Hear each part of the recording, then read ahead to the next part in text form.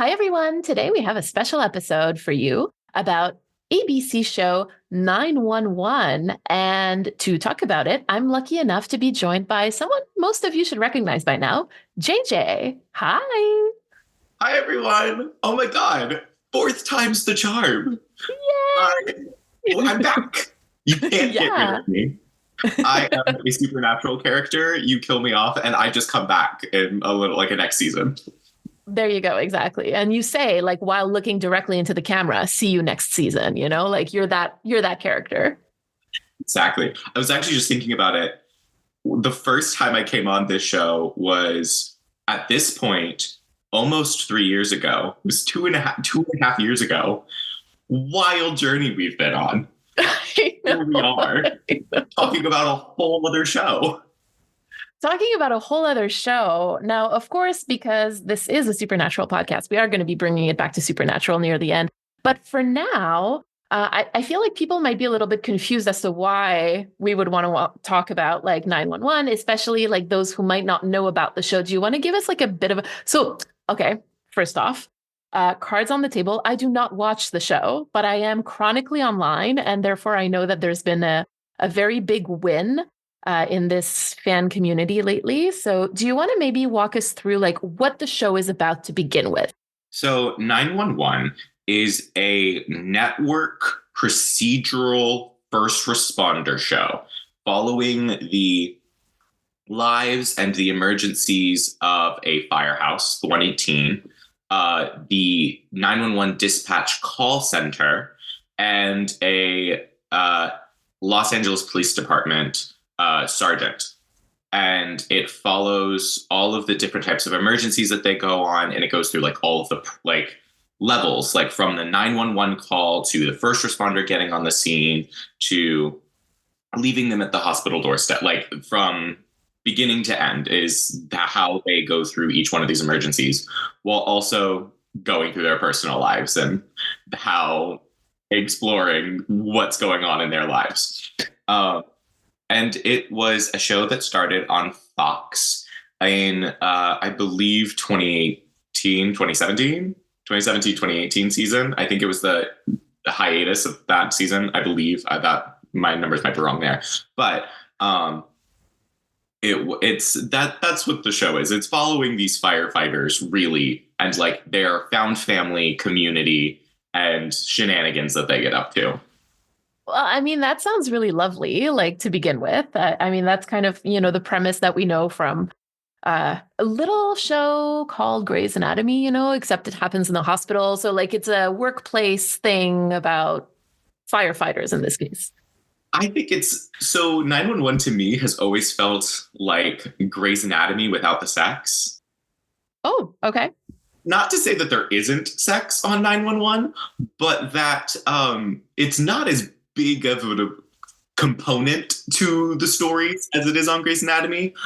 But the ridiculousness of the plots of Grey's Anatomy, like a person putting their hand into a body and there being a bomb, actually something that happened on 911 too. A plane crash. We've had 2 plane crashes on 911. Oh my. Okay.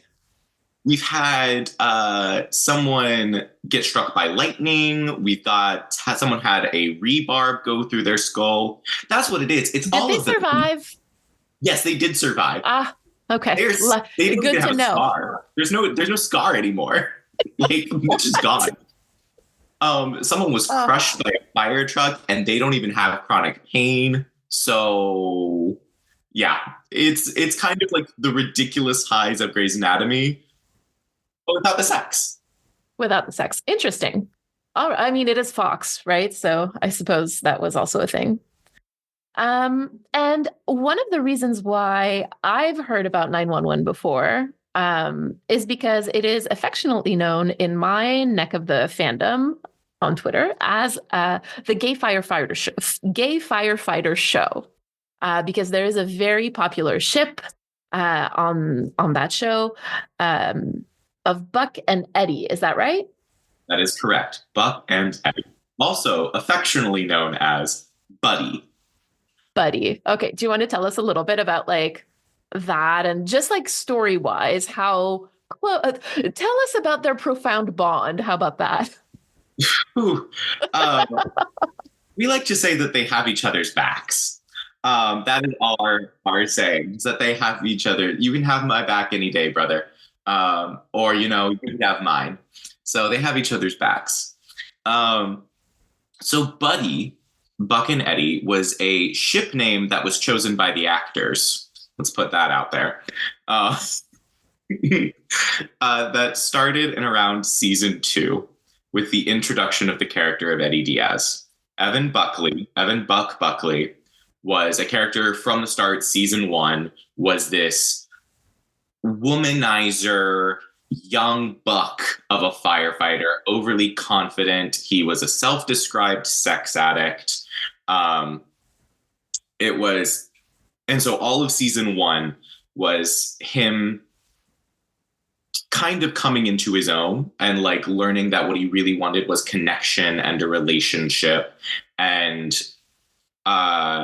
wanting to settle down. Like he wanted to like all of his womanizing ways was just a barrier to protect himself. Sounding kind of familiar to another character that we know. Especially in the early seasons. Yes. Yeah. And then in season 2, at the end of season 1, his romantic love interest, played by Connie Britton, left the show. And so at the beginning of season 2, 2 new characters were introduced. Buck's sister, Maddie Buckley, and another firefighter, Eddie Diaz. In the original plot of the show, what it was going to be was Maddie was supposed to get with Eddie. And what they were going to have a romance together, and Eddie and Buck were going to be best friends. The actress who played Maddie, Jennifer Love Hewitt, said, no, I don't want to do a romance with Eddie Diaz's character. I want to do a romance with this other character that's on the show. So they flipped it and gave some of the storylines that Maddie was supposed to have with Eddie to Buck. And some of like the lines stayed the same. Sounding familiar to anyone? But anyway, these 2 characters... It's season 4 all over again. Oh, just wait. At the beginning of season 2, Eddie Diaz enters the firehouse, and Buck and him do not get along. They butt heads. There's extreme jealousy in the first episode. And then by the end of the episode, they save a man by pulling a grenade out of his body. They bond. They get real close. Also a line from the show. And they form this partnership and friendship. They really become partners at the firehouse. They have each other's backs. They're best friends.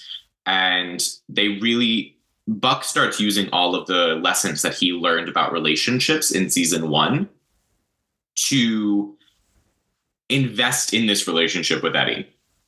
And they kind of have this give and take relationship that we follow for the next, 6 seasons at this point, 6 more seasons. And that was kind of really the start where they chose to be each other's person. And we've kind of, and there's a lot of things that have happened, such as Eddie putting in his will that if he dies, Buck gets his son. Eddie's son runs to Buck whenever something is wrong. We have a whole scene where a service worker thinks that the 2 of them are married and they have a child together, and they just go with it. Oh, interesting. They just let it happen. We have a whole scene that I can only describe as foreplay. That's where one. I don't even know how to describe this scene, but it's Buck says to Eddie, "Do you want to go for the title?" While suggestively holding his belt buckle as he approaches him. And they get super close. And then Eddie just starts drinking his beer in a very phallic way. And then it cuts. So we've got suggestive things that have been building up over time. all underlined by this incredibly like they go vulnerable relationship with each other. That's kind of like the bedrock, like the basic overview. And so, okay, so you've got this relationship that is kind of like, I mean, I'm listening to this and I'm obviously picturing like something that is a relationship that must have many components, right? Like if I were to encounter something like this in real life, like I would definitely assume that there's something going on between these two people. But I assume that because this is a show that was on Fox, um, even though this is the story that was being told, there was probably a lot of pushback whenever fans were trying to say that like this, that they should be a couple, right, on screen and not just in subtext. So it was a little bit of we've seen this story before. There's some things that like, we've all been around the block with like a queer bait or like a queer ship. So things like it was a little bit like when it first came out that people were shipping this, it was kind of taken a little bit as like a joke. Like, oh, that's cool. That's funny. We like how, like, it's great that you guys are invested, but that's not the story we're telling. But also, like, if y'all want to read into that way, great. That's not what we're doing now. But then we would start to see things in the show that would make a joke about it in terms of there was a time where they were rescuing an influencer and their live stream was still going.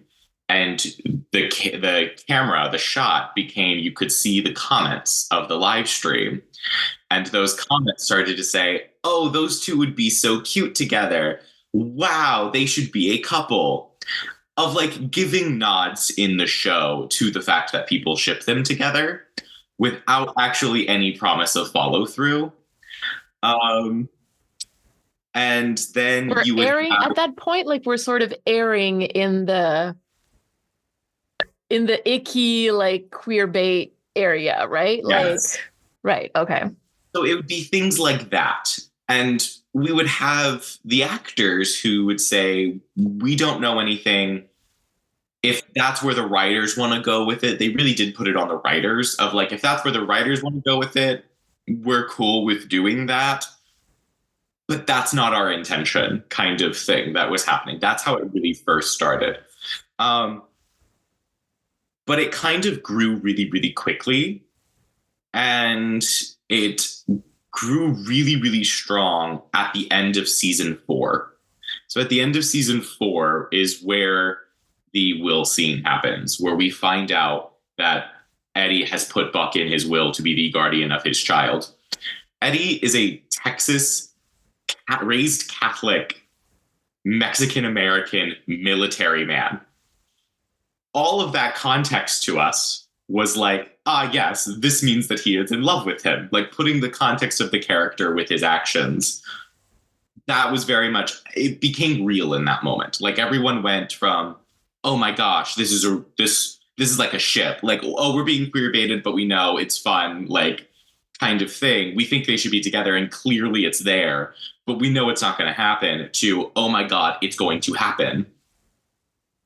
And then the conversation started to change a bit from production of, the actors started to refuse to talk about it. Oliver Stark made a post, who plays Buck, was like, he used to interact with buddy content. He used to like it and repost it. And he was like, he was very supportive of it in that way. This is where we've seen the scene before where he's like, I'm not going to talk about it because anything I do is taken as confirmation that it's going to happen, even if it's not going to happen. I don't know anything. So it was things like that started to happen where they started to push back on having conversations about it or being open to it at all. And when it got real, like when it was like, yeah, when it becomes like undeniable that there's clearly something more than whatever it is that production is saying that it is, like, I think it must be, it becomes really difficult for those who don't really have any kind of power on the text or on the scripts to be like, well, And that was also when like the queer bait conversation really started. Like people started calling it a queer bait again. More than just as a silly, goofy little joke kind of thing. Yeah. And the showrunner at the time, Tim Minear, was very much like, it's not a queer bait. This is not intentional. This, like, I get really hurt when you say it's a queer bait. I made a face. I was like, okay, but who, no offense to this person, but like, who cares about their feelings in the sense that like, if this is what you're writing and people are pointing it out, like adjust it accordingly if this is not the story you're trying to tell. No? So that was a big point of contention because at the time, there was a couple of articles that came out during the interim between season 4 and season 5 about interviews with the showrunner about how they were aware that this relationship was coming across as romantic, but it wasn't intentional. And also, Tim Minear said, I'm not going to change the way that I write this relationship because I want to write it truthfully as I see it. But I understand that it's coming across this way, but that's not the intention. And so it was like this weird thing that was happening of like, you're capitalizing off of the way that fans are reacting to this relationship and knowing that it's being received as queer without doing anything about it. Like, and it was like, that is literally the definition of queer bait. Literally definition of queer bait. And to be clear, I also want to give like a tiny, tiny, tiny little like history lesson on the word queer bait, because this is actually a fan-made term. This is not something that comes from media studies. This is a term that was used by fans. And it was then quoted as part of a study at one point. I think the study was in, I want to say either end of 2000s or early 2010s. And that's when we started using that term. So to me, it also makes sense that this is a term that would evolve as like it finds really its place in the world, right? So I understand what queer baiting means, but I just wanted people to understand that it's actually like a grassroots term that fans came up with. And so like it's got a right to evolve. Yes. And so we kind of really went with that and went, this kind of sucks now. Like this is a full-on queer bait situation, which was very interesting in a show that I do want to mention that 911 historically, yes, it's called the Gay Firefighter Show in a lot of ways because of this queer ship, but it's also a show that has always had queer representation from the beginning. One of the very first storylines of the show, like one of the very first opening scenes of the first episode, is about a gay man, like, and his wife, like, separating because he has come out as gay in his like 50s, which is like an amazing storyline to have, and like the complications of that, representation of that. And it also centers one of the main couples on the show is a Black lesbian couple. Like this show has always been historically queer. So then it became, and having great representation in that way, it became very weird for this to be a show that had really great queer representation while also being a show that engaged in queer bait and like capitalizing off of queer fans watching the show, wanting seeing a representation, but not actually following through with it. So it kind of got into like, it's this like sticky kind of thing where it's like, well, can you call it a queer bait if it has, and like you said, the term was evolves and changes and how we use it. But like it had queer representation. So it wasn't capital, like it felt very strange to think about it in that way. But at the end of the day, I think we all came to the conclusion that it was at that point a queer bait. Mm-hmm. I mean, I think that it doesn't like one. I I feel like both can coexist, right? Like you can have a great show that has a lot of great queer rep, but also have the same show that is capitalizing on like queer yearning for a specific couple and then never actually realizing that for whatever reason of yours, right? Yeah. Um, but I guess not all's well that ends well. But to turn to like a happier note, eventually on April 4th, 2024, Evan Buck Buckley had his first kiss with a man and is a full out and out bisexual character. That's so exciting. That's actually so exciting. Now, from what I understand, for that to happen, they had to change networks, right? Like the show changed in networks and showrunner. Is that right? So, what storylines processing? In the middle of season 5, Tim Minear left the as show as head showrunner. He was still involved in the show, but he moved on to the spinoff 911 Lone Star to be the showrunner at 911 Lone Star. And so, kind of the system that they had was they had two lower showrunners, one for 911, one for 911 Lone Star, and Tim Minear was the head showrunner for both. During season 5, he kind of stopped focusing on 911 and moved to 911 Lone Star. And then we had the era of Kristen Rydell, who is a contentious figure in 911. The show kind of took a dip when he left, which makes sense because you're having a new showrunner figure out how they're going to do things. Like I did grace in that situation, but the choices were made. And so when we get to the end of season 6, the show is it's lost some viewers, not a ton, but it's still the #1 network drama. But it's kind of sitting in this little shaky area. We've just come off of, the strike is about to happen. Like that's where the SAG strike is just about to happen. Lots of shows are getting canceled left and right. So they wrap up the show. If you look at the final episode of season 6, every single storyline is wrapped up in a bow. Like that could be the series finale. Would it have been a good series finale? No, but it would have been a series finale. Fox decides that they are not going to not renew the show, but they're not going to air the show anymore because the show is created by Disney. Like the show is owned by Disney and produced by Disney and licensed out to Fox. So they have decided, because Disney owns 20th Century Fox. So it's under that kind of umbrella. So it's not necessarily like it's not renewed anymore, but it's like we're choosing not to license the show anymore.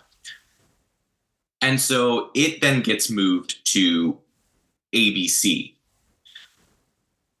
So we kind of get a change of networks.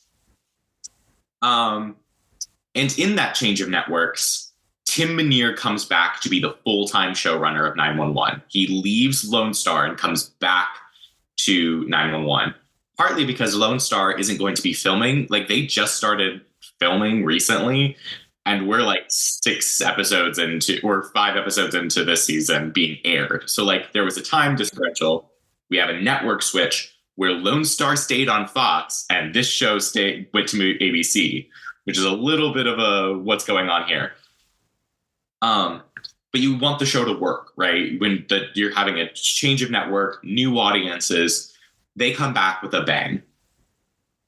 And one of those bangs is this character who, I want to also be clear, Evan Buckley has been viewed as bisexual since season 1. Since before Eddie came into the picture, he has been viewed as a bisexual character and has been bisexually coded. And one of their big bangs about this and Oliver, the actor, has said it, and Tim Minear, the showrunner, has said it, in the past couple seasons, this character had been on a hamster wheel. He had just been redoing the exact same cycles, storylines over and over, making the same choices, and was kind of stuck as a character, which is something that the fans had been saying for the last couple of years of like, we've done this before. Why are we doing it again? This isn't working. And had been begging for growth. Like, fans have been like, please let this character evolve and change and grow as a person, because we've done this before. And so kind of the slap in the face that they needed with this character, to paraphrase the Tim Minear, was letting him go in this way and like letting him evolve and learn about his bisexuality. And that's the way that they have chosen to tell this story. That's so lovely. That's actually so lovely. What prompted Tim Minear to change his mind about this? So now this is where we get into like things have been coming out of now. Now we get to the gossip and the tea. I do like that. So at first, the first things, like as soon as that episode aired, articles started dropping about like, this is what's going on. We wanted to move the character forward in this way. We wanted to like shake things up. This is, the actor starts saying things like, if you even look back to season 1, there's moments here. So the actor has been Oliver Stark has been really, really affirming of all of the things that people have said. He kind of not paraphrases, but like, to parallel, Misha Collins tweeting, "You aren't crazy." You're not crazy. Yeah. Oliver says to all of the fans, to all the Buddy fans, he said to all of the Buddy fans, "I want to tell you, you weren't wrong." Oh. Or no, I think he said, "Hold up, you were right." He says you were right. You were right. Right. Oh. This it's even better. He goes through, and again, he doesn't immediately also attach it to Buddy. He's like, he goes back to season 1. There are moments where you're like, oh, this is what's happening. And they all have been really riding the train of like, this is a new thing, but like we see like there is a story here. Like this didn't come out of nowhere. We recognize that there were things in the story of the past that you could read that he was bisexual, and we're coming to the table now and we're saying when we're doing it. A couple of weeks, so it was very much of like, we're doing this now.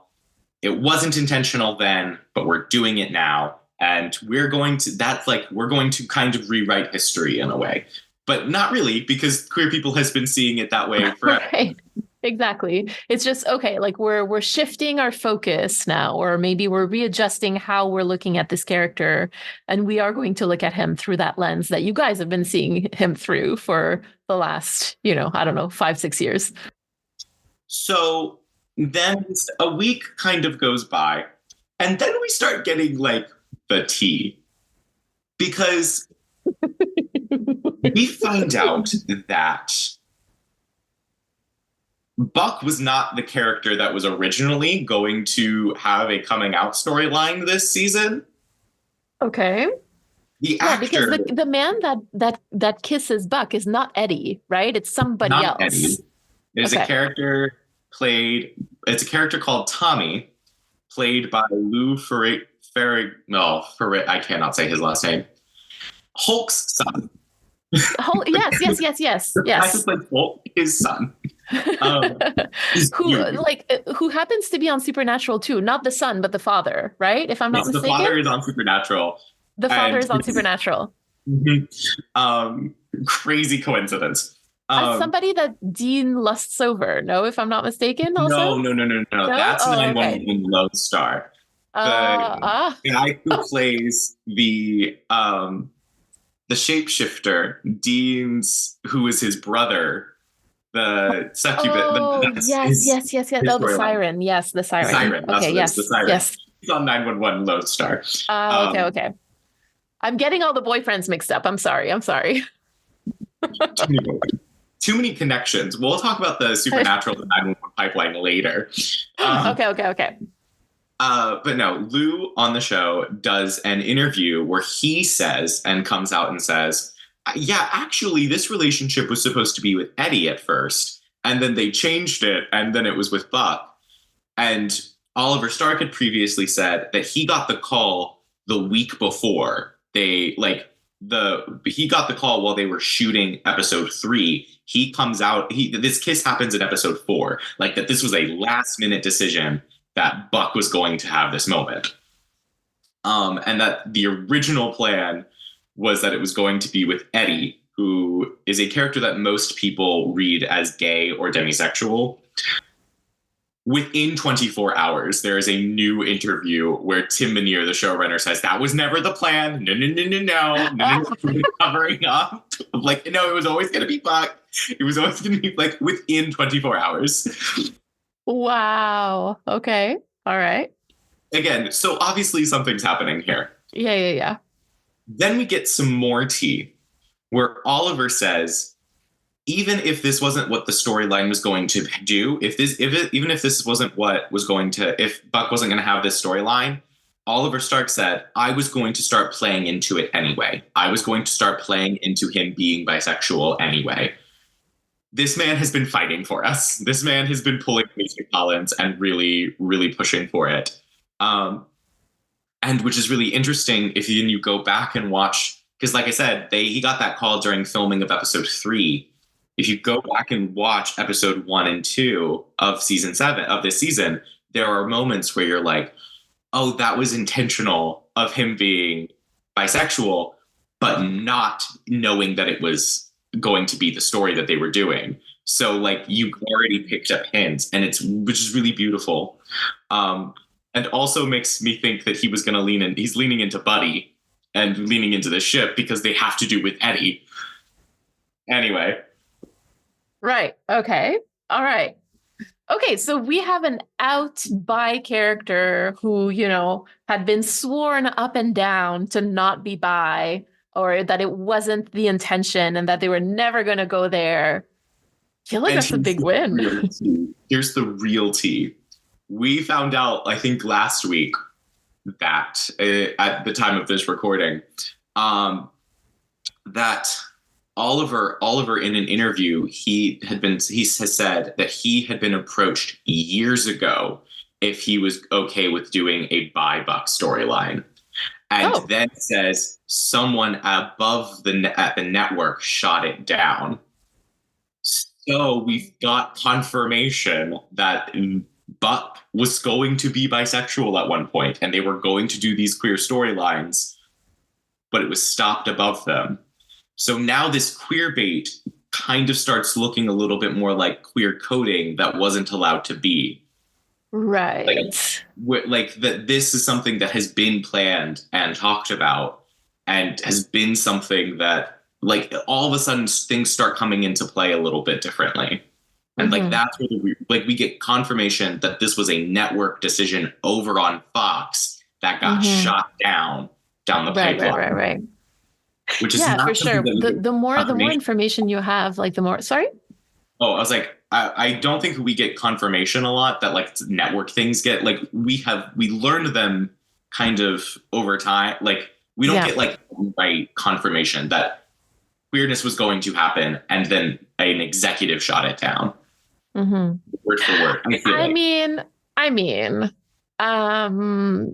to take the example of Supernatural, they did market research on Destiel for like in the later seasons, right? So it was exploring the possibility. Yeah, but we weren't supposed to find out about that. No, we weren't supposed to find out about that. That got leaked. I think that's one of the things that's different. What I think how I feel like it's different is that we have now have like we have an actor saying this in a major interview. He said it on the Zach Sang show.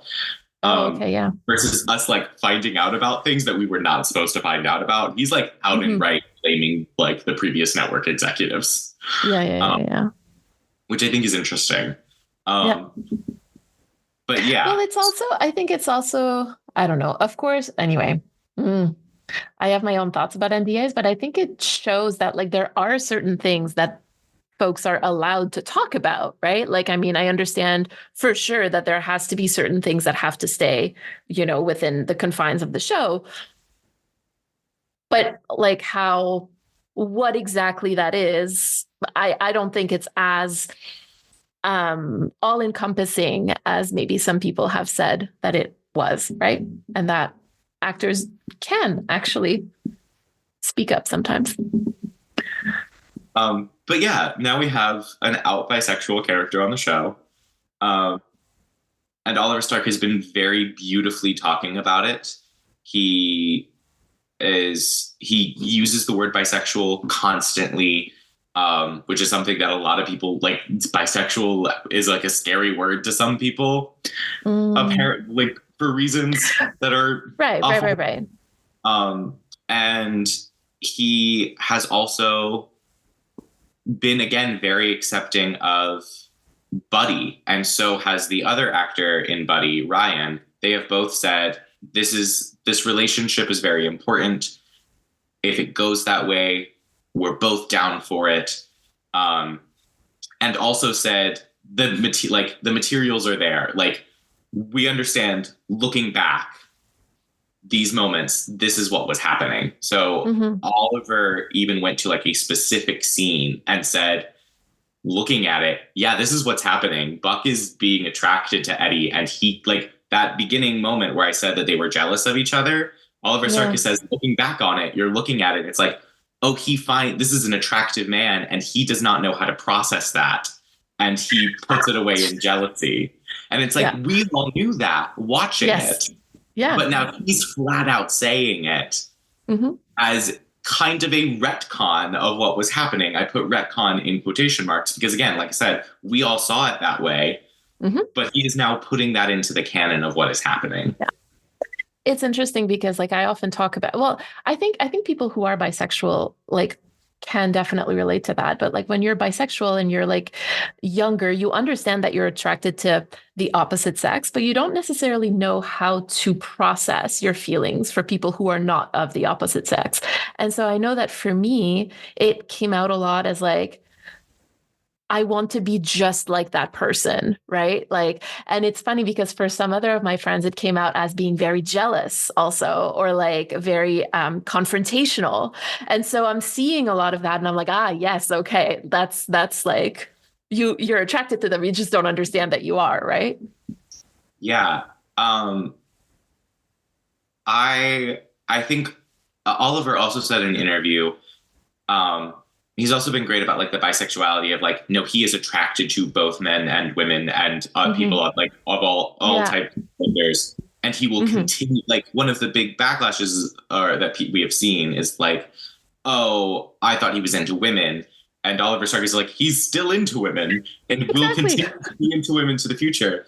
But something that he pointed out was also like something that does happen is you aggressively will also go into the opposite gender, and like men being womanizers as a like reaction to feeling attraction to men, and pointing out that Buck was a womanizer, had a womanizing past. And like, in some ways that is because of an extreme reaction of feelings he did not understand.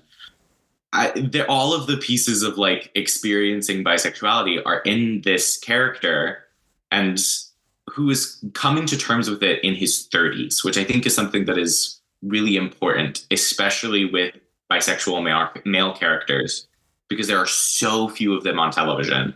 In the I did according to the GLAAD report of the 2022-2023 season, across recurring and regular characters. Recurring and regular, there were only 4 bisexual men across all of broadcast network television. Wow. I mean, I think it goes to show the stigma that's attached. And of course for bi women as well, but for bi men, I think maybe particularly.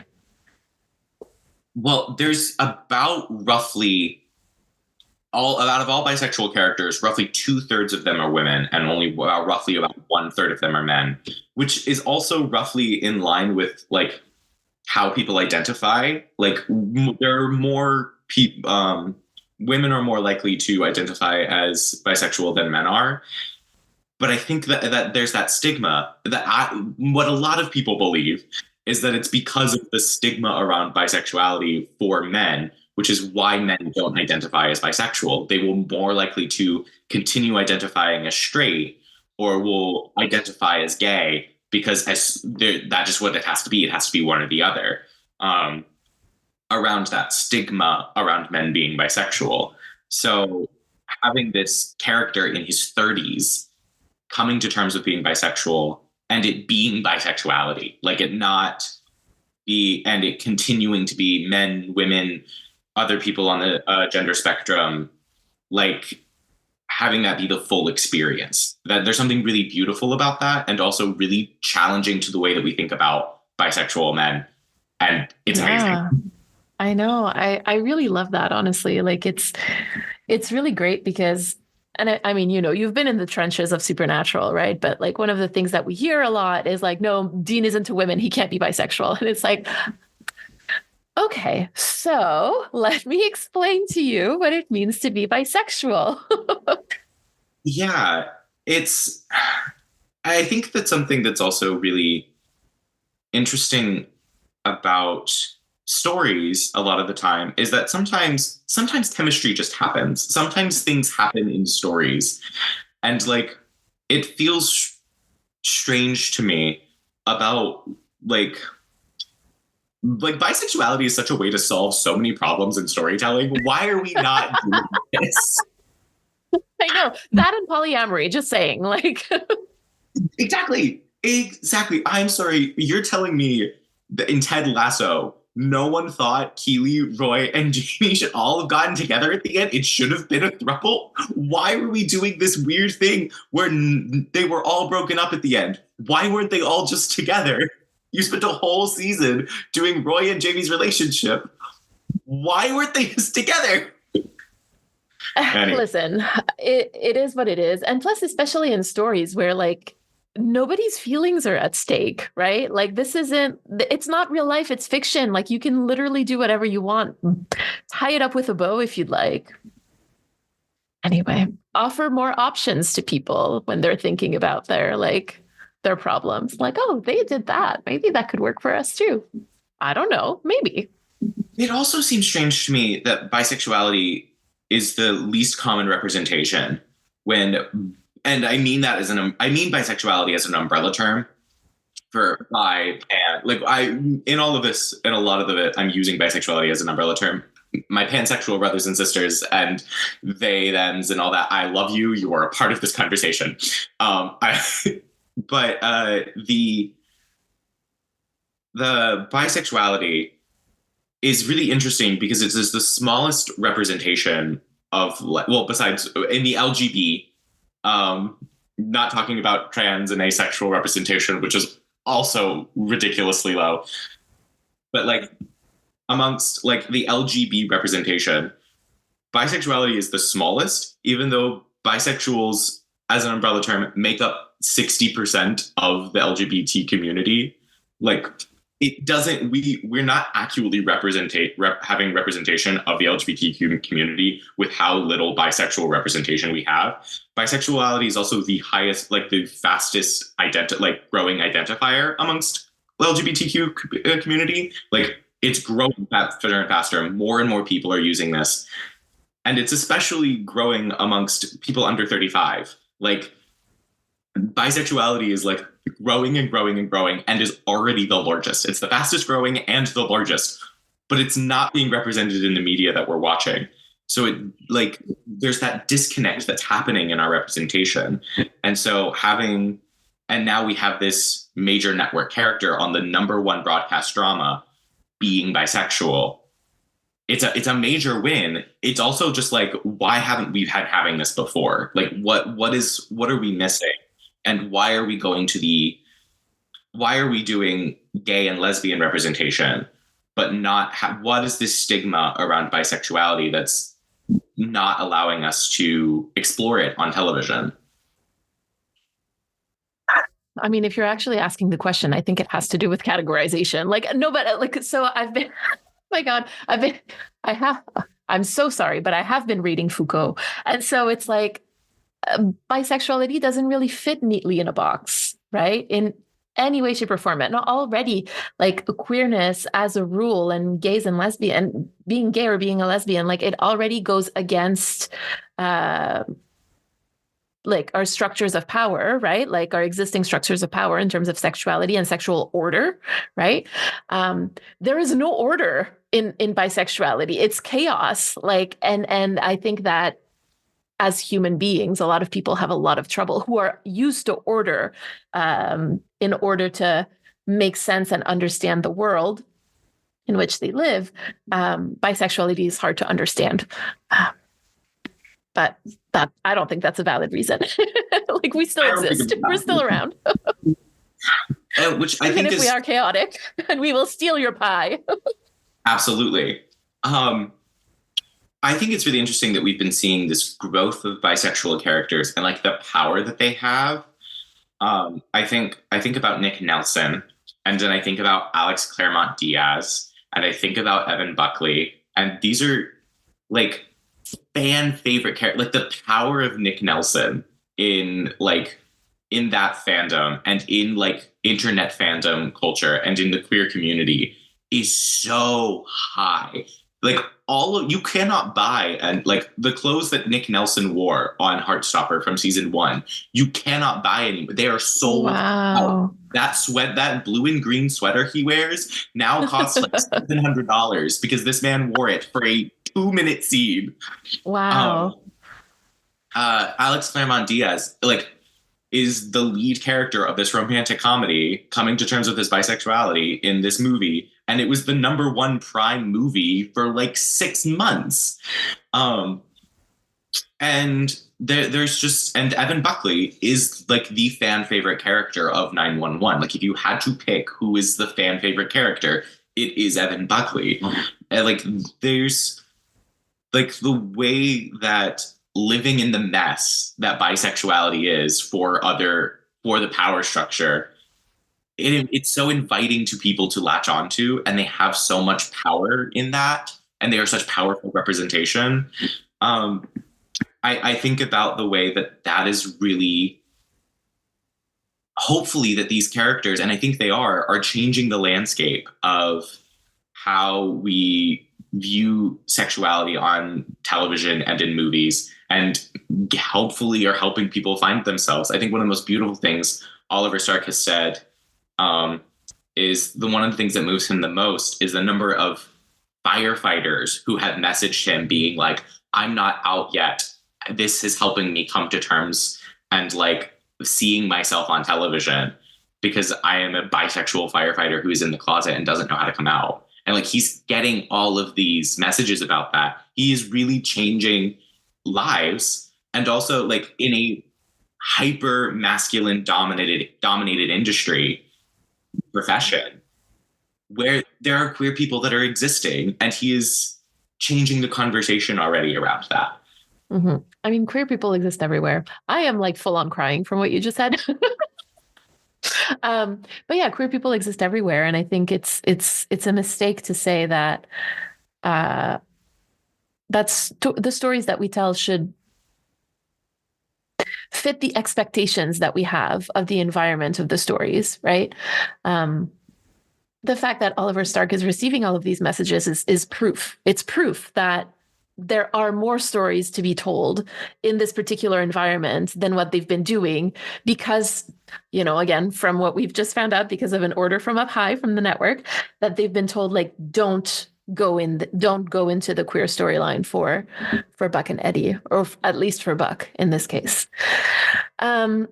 So I'm kind of glad that you're talking about the changing landscape of television, or at least like the hope that maybe this is kind of changing the landscape, because I gotta say that as a Supernatural fan who watched season 15 live, like with people, like as it was airing, and who also, by the way, like I never really thought that they were going to do the Destiel thing, because I was like, there's no way that they're doing it. Not because I didn't see it, but because I was like, there is no way that this network is going to let it happen, right? Like I was kind of in my mind, that was it. And I was hoping, my greatest hope for the ending of that show was that they would exchange a soulful glance. Literally, that was like my highest hope for that show. Okay. Like, bar on the floor. Bar floor. Same thing. Absolutely. Like, and they still missed. But like the bar was on the floor. And I watched season 15 and I was like, oh my God. And the more episodes I was watching, the more I was like, they're going to do it. They're going to do it. Like, this is going to happen. And I couldn't believe it, really. Like, there was really like this part of me that was like, no, absolutely not. This is not happening. Like, I cannot be seeing what I'm seeing, right? Like, I was the one gaslighting myself about it. And so obviously November 5th, 2020, Cass tells Dean that he loves him. There's a lot to be said about what happened after that, right? As we know, it's just never addressed again. Sorry? As we have talked about.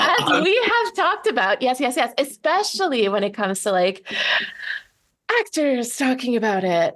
Because there's been a lot of talk lately about a mystical season 16 of Supernatural. So either an extra, like a short season or a movie, something seems to be a brewing. Right, there you go, like something.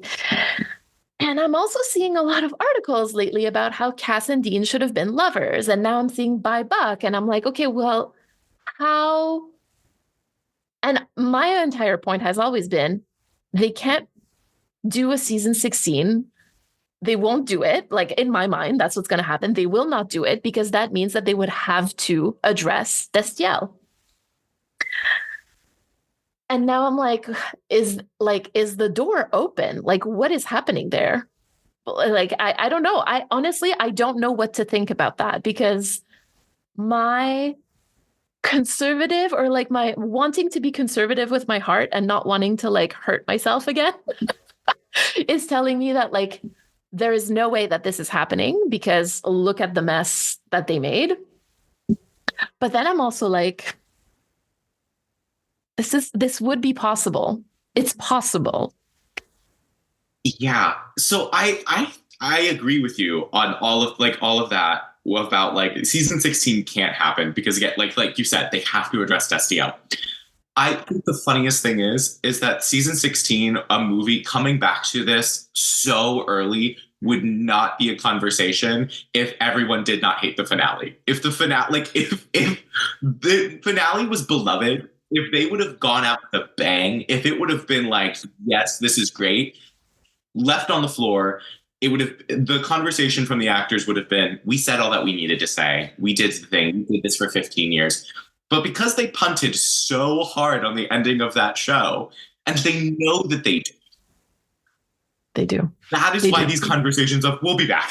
We'll be, nothing's ever really dead on Supernatural. We'll try again. But like, you know what's really funny is that I remember an old interview with Jensen Ackles. I think he was on a podcast, if I'm not mistaken, where he was saying that, you know, he didn't want to come back to Supernatural after it was ended. He's like, because once it's over, it's over. Like, that was originally what he was saying. The second that it seems like the second that he found out how it was going to end, he started talking about, oh, you know, this is the last time that I'm putting on these shoes for now. This is the last time that this is happening for now. For now. And it feels like the teacup pig, you know, like from How I Met Your Mother. Like,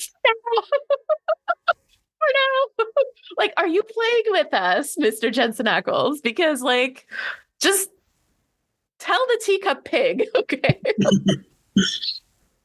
You know, and I think when you are Jensen Ackles and you've in a lot of ways been carrying a show for 15 years along with one other person, or in sometimes two, but mostly with one other person, but in a lot of ways being the older, more experienced actor. Jared has openly talked about him struggling during his time on Supernatural.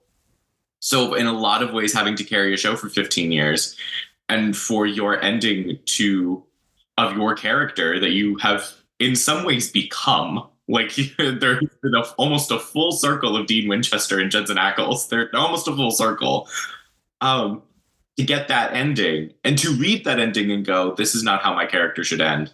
I'm going to trust these people that have, made my career, and for it to be put out into the world, and for everyone else who loves this character go, this is not how it should end. This is really bad. This is really bad. Like, I'm sorry, Jensen, your 8-minute monologue sitting on that rusty nail is not good enough to make it it was not good enough.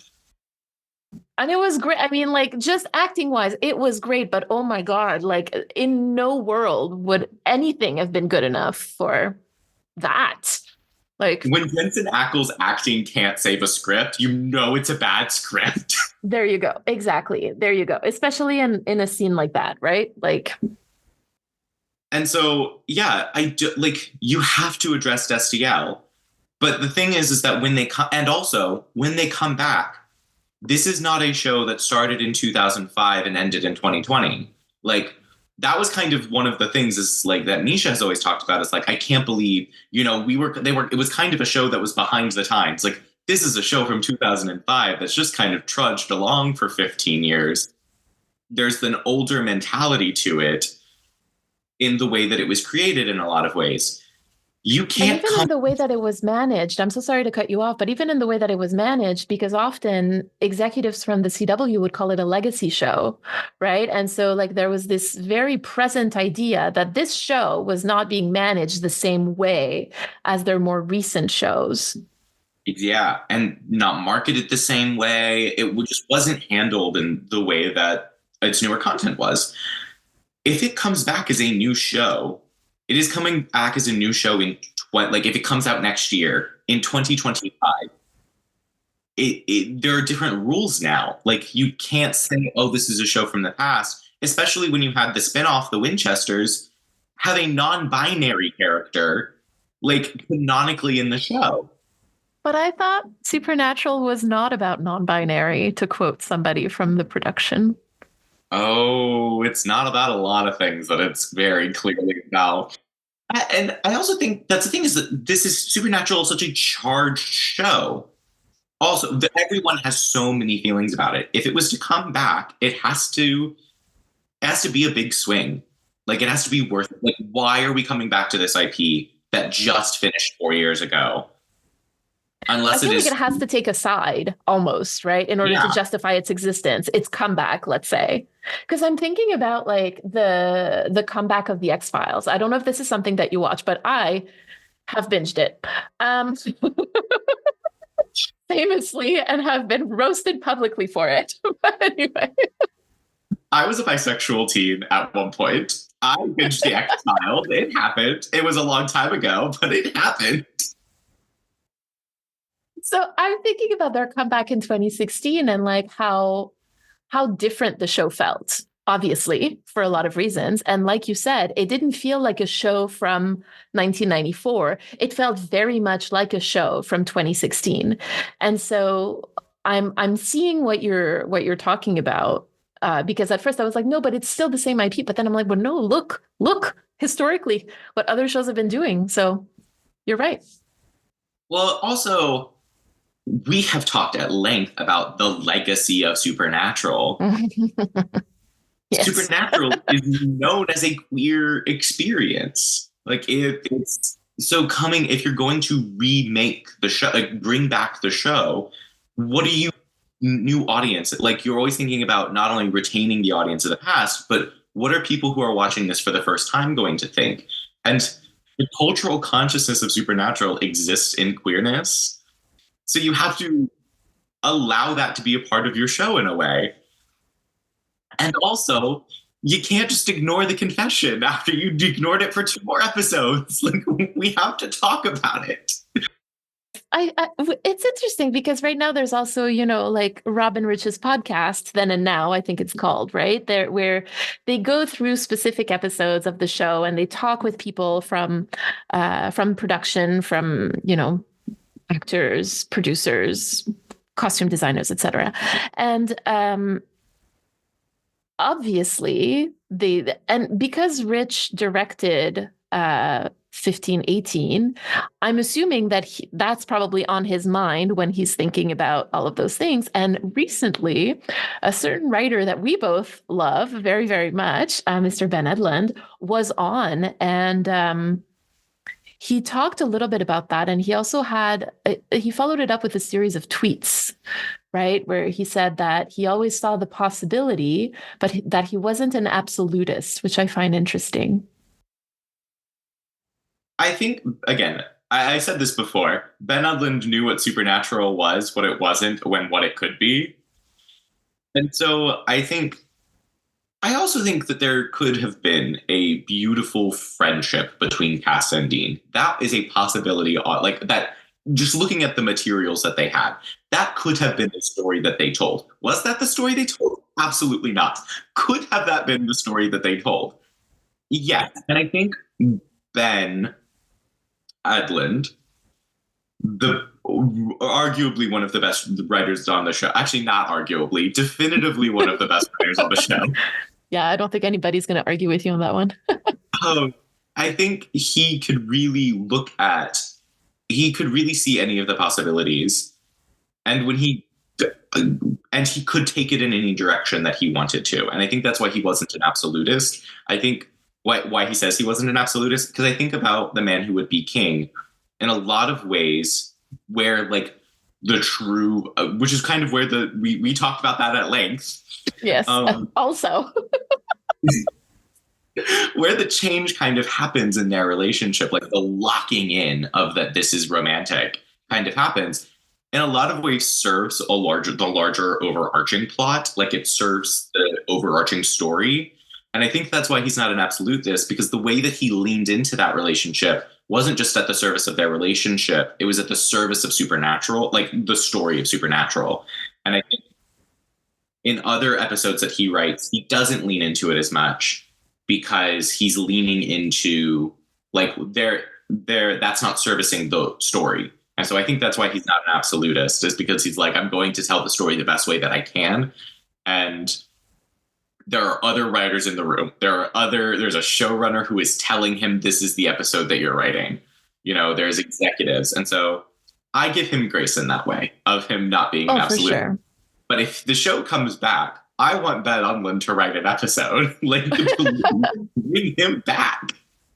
I know. I would love to see his take on something like this, right? Like on a newer Supernatural with characters who are older, who are like a bit more fragile in some ways, but also more like rugged with time, you know? Like I would love to see his take on that. Yeah, me too. You're like, me too. I really want to see this. I want Ben Edlund to write a 911 episode. That's what I want. Yeah, that would be lovely. Did you see the drawing that he made of like the bee with wings, like with angel wings? Yeah, beautiful. So beautiful. It's like he gets it, you know? And I think that's one of the things that's so fun about 911 is that like these actors get it, like, and the showrunner in a way gets it, and coming from Supernatural, where for a long time they didn't get it. Like it wasn't really until Misha Collins came onto the scene that there was someone who, like, as an audience, you felt got it. And let's be clear, Misha Collins also doesn't get it sometimes. Often, unfortunately. Quite often. But so, yeah, those two experiences of just like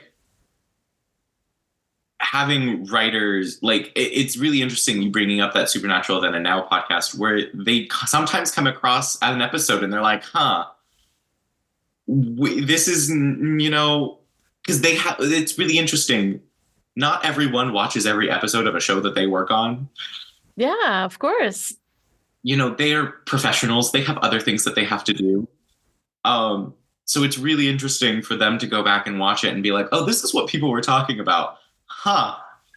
Interesting.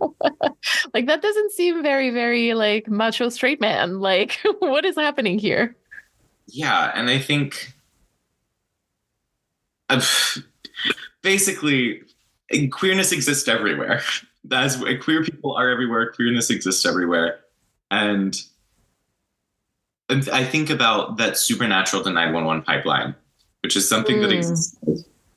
Yes.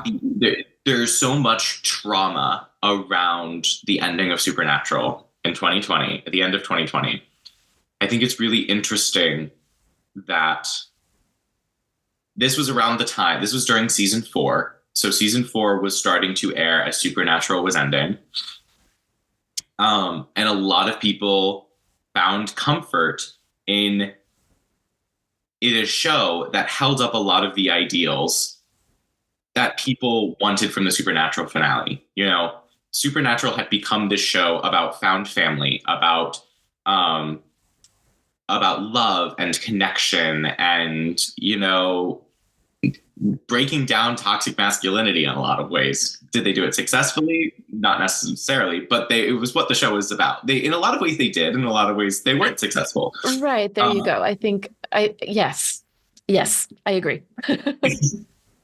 And I think it's really interesting that there was this show, 911, that has been explicitly about found family. Like, so Supernatural ends, and it kind of, the finale rejects all of these overarching themes that had been what the show had become about. And that, as we've spoken about before, there was a trauma response that happened for a lot of individuals. And then you have this show that is explicitly about found family, like from the get-go. That is what the writers talk about creating this family together, that they are a family, about connection, about there's these male firefighters that talk about being vulnerable all the time. And like people talk about, like the actors talk about, what I love about this character is that he gets to be vulnerable as a macho firefighter man. Really leaning into that, and people finding solace in this show as like a soothing balm in a way. I remember I made a TikTok at the time that kind of blew out of the water for a little bit, where I talked about 911 being the healthy relationship after your first healthy relationship after you get out of a toxic relationship. Like that's what it really feels like for a lot of people, of like, oh, this is what things could be like, which I think is really interesting. I mean, definitely. I think, especially since that episode where Buck comes out as bi, I've had even more friends and mutuals who have started watching the show because they're like, oh, okay, now it's safe. Now we know that like they're not going to do the same thing that Supernatural did to us. And I have to say that's kind of how I felt, right? Like after my initial reaction of like, being very happy for people, but just a little tiny bit jealous, right? I was like, okay, well, now I can watch it. Now I know that this is something that isn't going to break my heart in the same way that Supernatural did. Yeah. And it was kind of a little complicated being a fan and being like one of the headers of 911, Supernatural to 911 pipeline. There was like a couple of us on TikTok just like, guys, do it. Because it was a really interesting conversation of being like, and I had said this, it's worth it. Like the show itself is worth it, besides, even if this is a queer bait, because the show was so good. And also there was, which is something we had talked about earlier, was that there already was queer representation on the show that was beautiful. And so it was really hard to be like, guys, it's worth it anyway. Like, while also knowing that like, that was the response that I got, was like, I'll come to it when it's happening, when it's explicitly clear. And which made a lot of sense. Like I totally understood. Because even though I came to Supernatural late, I existed during Merlin and Sherlock. I was there in the trenches. Oh, yes. So I think it is beautiful now to see everyone kind of jump on it and discover, oh, this show has always had really beautiful queer representation. And also, oh, here are these characters that I'm really falling in love with that I now get to know are explicitly queer and explicitly bisexual. So both of those, I think that it's strange to exist in. It was a strange time to exist in, but also it is really beautiful. So many people finding the show. It's also really funny to watch people being like, this is like a silly, like gay little firefighter show. And then you just get the most intense, sad moments and intense, no. why am I sobbing kind of show when everyone around you is just, all of the fans are like, this is just a silly little gay firefighter show. And I forget sometimes it's in a lot of ways like Supernatural, which I think is also something that's balm of a show where like sometimes Supernatural was like the most ridiculous thing you'd ever watch. And sometimes it had you moments of just like existential crisis. And also I am so sobbing sad. 911 is kind of the same way where you're like, this is ridiculous and in funny way.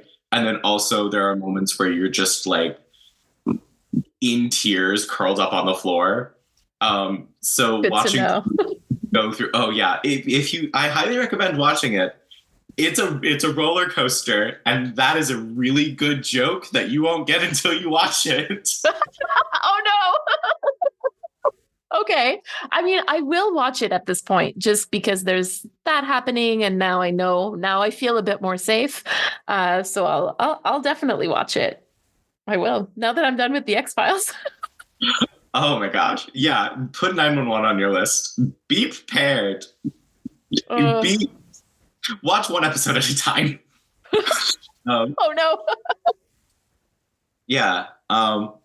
Which is exciting. And it's very exciting for the future, because what's also something that's interesting is now that we've talked about the past, we've talked about the present, talking now about the future. One of the things that I think is always the biggest reason why we don't do queerness, right, is like, it's not marketable. Like, people are going to stop watching, is what we are always told. Like, we're going to lose too many fans. Yeah, exactly. Yeah. It's just a small set of people that see it that way anyway. Yes, exactly. What I've loved to see is that this show is breaking records now, this season. We have not lost viewership. Viewership has not nosedived. People are still watching, and more people are streaming it. And so we haven't lost live viewers, but our streaming numbers have gone up. So we have the whole, no, everyone's going to stop watching it. It's really the inverse. Only a small subset of people are going to watch it, are stopping watching it because of this queer representation. And in fact, more people are watching it because of this queer representation. And another thing that Oliver Stark beautifully said, to all the people who said you are no longer going to watch the show, you do not have to announce your departure. Goodbye. Amazing. Which was just beautifully said. Well, yeah. I mean, and I've been really moved actually to see all of the PR work that Oliver Stark has been doing, right? Because it's PR work, let's be real, but it comes from a place that feels incredibly genuine. And I know nothing about this person, and yet I'm like, this feels like something that he's thought about, right? Like, there's definitely been so much thought and emotion poured into this, and this is how it comes out, right? So this has been on his mind for a while for it to come out in such a way, I think, anyway. My interpretation of it. I think that is very, very accurate.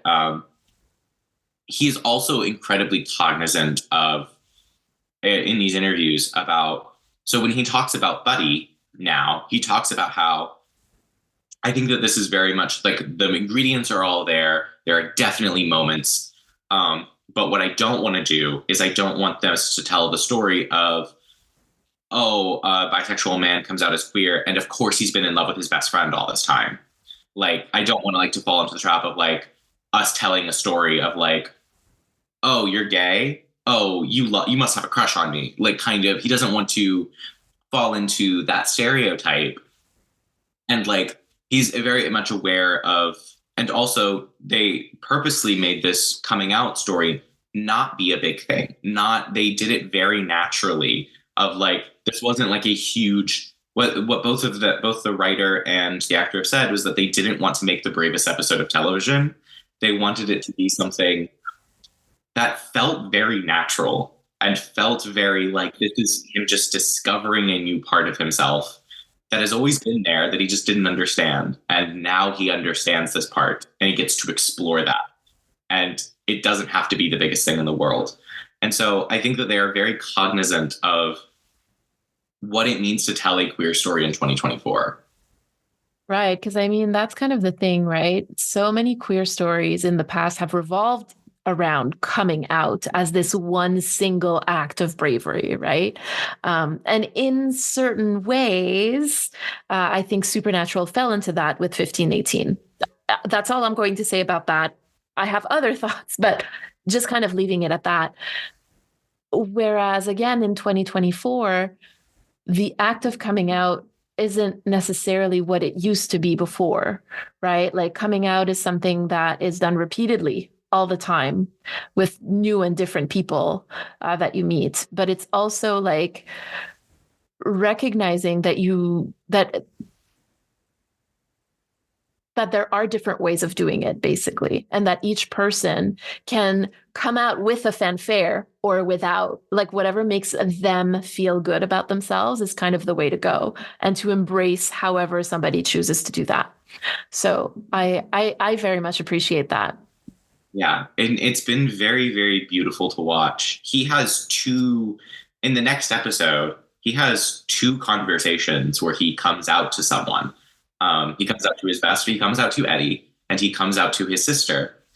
And both of them, it's him entering a conversation. Like it's not him having anxiety about coming out.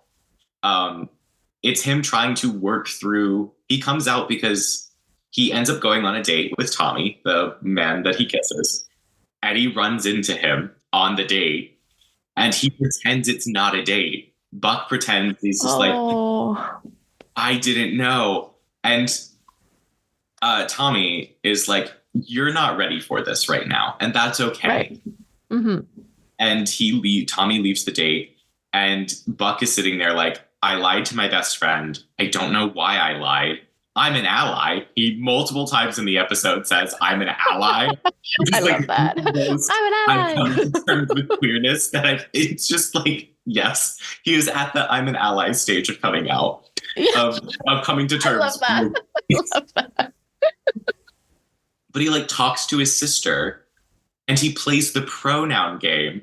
And this is just how baby bi he is. Like he's such a baby bi because he messes up the pronoun game on his very first attempt of the pronoun game. And that's when he comes out to his sister. Come on. And him coming out to Eddie is less about coming out, and it's more about telling the truth about like the fact that he was on a date, and not about like the fact he's like, I was on it, like it was a date. That's what we were doing. And because he doesn't feel like it's not about him being queer that is the thing that the moment feels bad about. It's more about the lied, right? About the date specifically, not even lying about his identity, but lying to his best friend about what he was like. And it's kind of really beautiful in that way. Right. And arguably he wasn't lying about his identity, right? Like, yeah, exactly. He wasn't lying about his identity. Yeah. He's still figuring it out. Exactly. There you go. He's in the process of forming it. Yeah. And so it's this really, it's so natural. And so I think they are so aware of how to tell this story. And they're going to tell this story as honestly as possible without falling into the major pitfalls that so many people seem to fall into all the time when they're trying to tell a queer story. And also, I think that's something that's so great, also looking towards the future, is so many of us are used to queer storylines being on shows immediately being canceled. Like we are so used to queer shows being canceled all the time. This show has already been renewed for season 8. So we will that's so good. We will end this season and we will have a full other season. Oh, that's so exciting. So if I catch up, I can actually watch season 8 live with you all. Yes, so you can be a part of the conversation. Yay! I can be a part of the fun. That's awesome. Yeah, that's amazing. I mean, and that's the thing too, right? Like you said, we're so used to queer shows being canceled lately. Like I'm just thinking about Our Flag Means Death, like just this one. Like it's just so disappointing when it was such a popular show too, right? Like it kind of proved it was the most popular show on Max, I think, this year. And so like to kind of it contradicts that narrative that you were talking about, right? That like queer shows are only interesting to a subset of people. That was clearly didn't seem to be the case for Our Flag Means Death either. Yeah, and also shows like Warrior Nun and shows like I think Exo Kitty. Well, Exo Kitty is getting a season 2. Oh, okay. So that's exciting. But that show also, but like there's a like the idea that people cannot connect to queerness, that people who aren't queer can't connect to queerness is just like fundamentally not what we are seeing. Like it's not what's like that's not the reality of the situation. If I wanted to be facetious, I would say that there are so many supposedly straight characters in literature and in media that are actually bisexually coded. And those are the characters that so many people, straight, gay, bi, trans, whatever, like actually relate to. So that's me being facetious here. Yes, yes. Well, and I think it's also, we were talking about bisexuality. People like to think of themselves both within a structure and also as individuals outside of a structure. Like we grow up in American individualism, and so we are all our own heroes to our own story. And wow, we got really academic real fast there. I know, I love it. Go ahead. But we are all the own hero. We are all our own heroes to our own stories, which means we have to be anti-institutional and in our own to be a hero in a lot of ways. And so when we talk about bisexual characters or bisexually coded characters are characters that live in the gray area. And that is also the most interesting stories to a Western audience. And the way that in American individualism is not morally gray characters, but characters that exist inside of a grayness and in between. Those are the characters that really identify with like the way that Western media is created. And like, which is why there was the whole wave of the anti-hero and why there's the whole wave of the non-hero hero. And like, there are all of these different types of subcategorizations of a protagonist because we like to live in mess, and bisexual characters are characters that live in the mess of a structure naturally. And so when we talk about like, it's wild. I have The Great Gatsby literally sitting in front of me, which I think is so. I did not plan this. I did not plan this. I mean, thanks for proving my point, though. But like, this is one of the most read books in America, and about characters that live in the gray areas of messes, and are coded bisexual. Are they really coded bisexual? There is queerness is inherent in this novel. And people identify that, like straight heteronormative audiences identify with these characters when there is like blatant underlying queerness that they just don't understand that that's what they're recognizing with. Wow, that was something. I've said this. I fully agree with you. I mean, like, I genuinely think that one of the reasons why so many people relate to Dean Winchester is in part because of the way he's been coded as bisexual. And people might, hum and haw and argue about it. I'm sorry, but that's just the way it is. And again, which is why, like Dean Winchester as a bisexual character is like,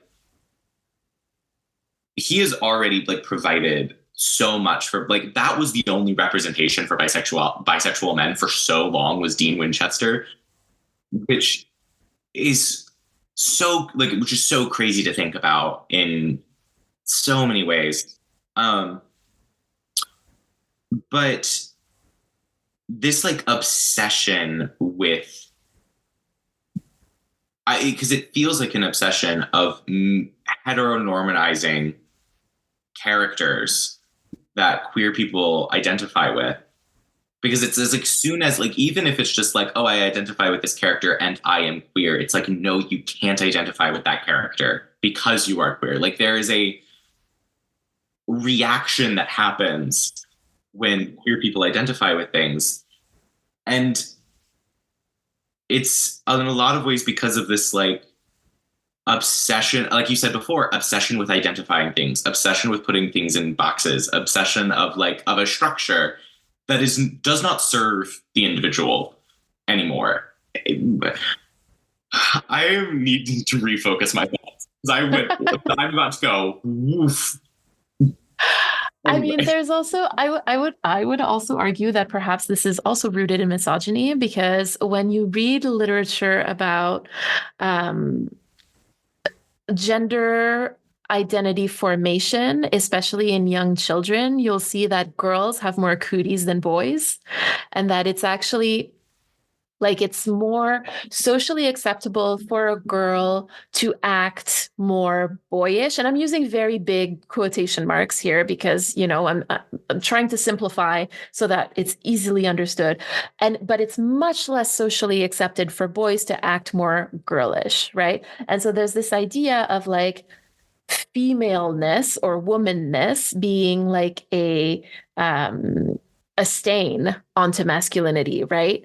And I think that queerness acts the same way with heterosexuality. Yes, I definitely agree. And I think that there's also the stigma around bisexuality in particular, that because it is this analogous thing, it is also in kind of the same way more feminine. And like in that comparison, like because it is not rigidly masculine or rigidly patriarchal, it is that makes it more feminine and makes it more it heightens it. It pushes the extremes. For sure. Well, I'm glad that we have some good bisexual representation on TV at this point, or better. Let's put it that way. Better, more explicit. Is there anything else that we haven't talked about so far that you would like to bring up? Because I know we could continue chatting for like another hour and a half. I'm just trying to think of like course for us. I know. I'm like, do you have like an extra 3 hours? But yeah, no, there you go. Like just kind of thinking about the boundaries of this topic and gauging interest and whatnot. I think the only things that I think I have left to say are I think we all need to be aware and give grace to this representation, because it is so few and far between. And what I mean about giving grace is that like, let us remember that he is bisexual, that his next love interest could be a woman, and like could be like, also mistakes are going to happen, but also bisexual characters can also be messy. Like we cannot have perfect representation. Perfect representation is not good representation. And so I want everyone to like go with grace in that. And then on a non-serious note, I need my line. So like Nick Nelson has, I'm bisexual actually. Alex Claremont Diaz has, so I'm like bisexual. Like he has like his like identify where he like kind of, it's they all have like their line, and it's like, can I get that tattooed on my body where they identify as bisexual? I need Evan Buckley to have his line where he's like, which I don't know if it's going to happen. I don't know when it's going to happen, but like that non-serious, I'm bisexual, like kind of statement. which he hasn't had yet because he's in the process of it. This actor has said this is a bisexual man. We know it is explicitly he is bisexual.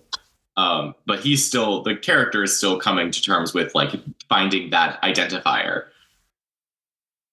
So I cannot wait for the moment where he is just like, I'm bisexual. That's the moment that I'm waiting for. Because again, we don't say the word. It's not as bad. Like it's similar to the way where the word lesbian was like not allowed to be said on television for so many years. Yeah. It's similar. It's not the same, but like saying I'm bisexual and it's like bisexuals are here. Bisexuals exist. Like that is. I cannot wait for his moment of I am bisexual. Oh, that's exciting. I love that. I love that hopefulness and that that feeling of excitement towards the future that I just I haven't felt very often when it comes to shows. And so that's so lovely. So thank you so much for that. Yeah, I don't know how to deal with it. I'm not used to that feeling either. Like we're all kind of just spiraling. Like, what do you mean we could be hopeful? What do you mean we don't have like our clown makeup was actually like normal regular day makeup? What do you mean I had a wing, like an eyeliner wing and like a smoky eye happening and not like big blue circles around my eyes? What's going on? What do you mean it was just blush at the tip of my nose and not a clown ball? I love that so very much. JJ, can you remind people where they can find you on social media? Yes, you can find me on social media, on TikTok and on Twitter at JJBWayWatch. And you'll find me talking about 911. You'll find me talking about Taylor Swift. You'll find me every like 6 months talking about Supernatural. Whenever you're invited on here, you know. Whenever I'm invited on here, that's when I'm talking mostly about Supernatural. You can find me here in the archives. And also talking about bisexual representation and talking about life as a bisexual. Wonderful. Thank you so much for hanging out with me this afternoon and for this lovely conversation and for teaching me so much about 911. I feel like I have such a better background to go into it now. Well, now I just got to get the Monster of the Week podcast people there after they finish X-Files. Now they just got to do 911. All right, JJ, thank you so much. And everyone, thank you so much for listening, and we'll talk to you soon.